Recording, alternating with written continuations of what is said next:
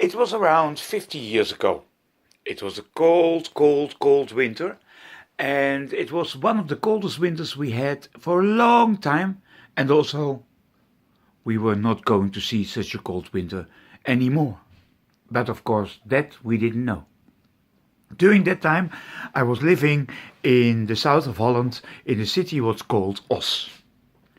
Os is a city where more or less 20,000 people were living, and the most of them were working class people.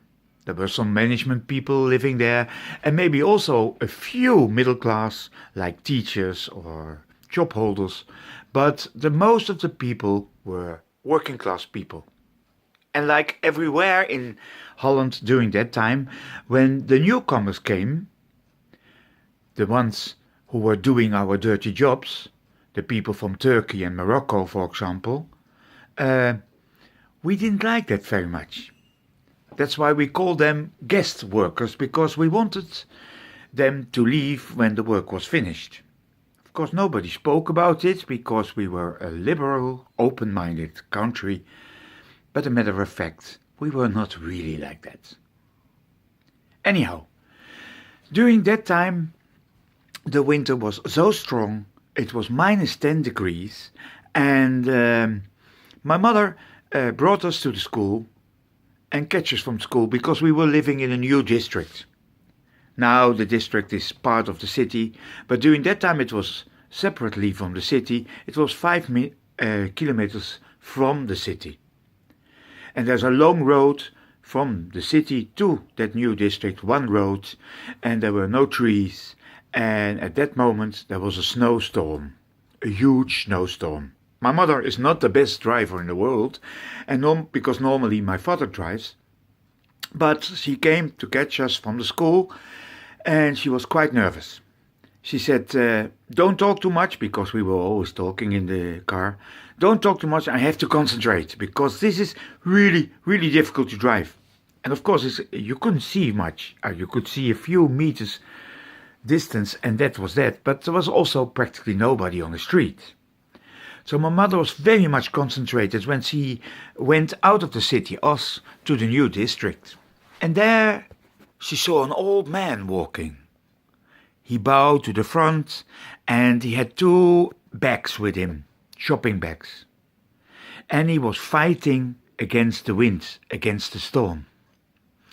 And my mother said, okay, stop, guys, to my brother, who was sitting in the front, go to sit on the back, and I let this old man come with us. She opened the door and asked him in. The man was very happy. He was full with snow, came inside, and my mother asked him, where do you live? And he said the address, but we didn't understand him very well. And so she asked again, what's the address? And then she realized it was a Turkish man, the one of the new workers in the city. And my mother tried to speak with him, but his Dutch was really terrible. He was only smiling and saying, thank you, thank you, thank you, dank u, dank u, dank u.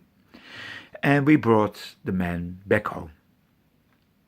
After that, we went to our home, and before we went out of the car, my mother said, don't tell this to your father, because he doesn't like the Turkish people that much.